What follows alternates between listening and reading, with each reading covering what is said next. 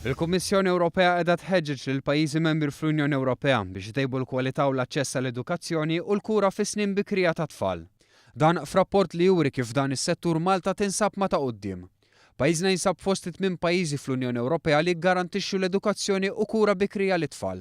Fost dawn il-pajjiżi jispikkaw dawk li fil-qasam tal-edukazzjoni huma meqjusa fost l-aqwa: id-Danimarka, il-Ġermanja, il-Finlandja, l-Iżvezja, n-Norveġja, l-Estonja u l-Slovenja. Minn dan ir-rapport ħareġ li fil-maġġoranza tal-pajjiżi hemm vojt ta' madwar sentejn bejn il-perjodu meta jispiċċa l-lif tal-maternità u żmien li tfal huma obbligati li jidħlu l-iskola. Vojt li f'pajjiżna mtela permezz tal-inizjattiva ta' Child Care b'xejn li daħħal il-Gvern ftit ta' xhur ilu. Grazzi għal din l-inizjattiva kienu diversi n-nisa li setgħu jidħlu lura fid-dinja tax-xogħol. Iżda fuq kollox din hija miżura li tgħin lit-tfal.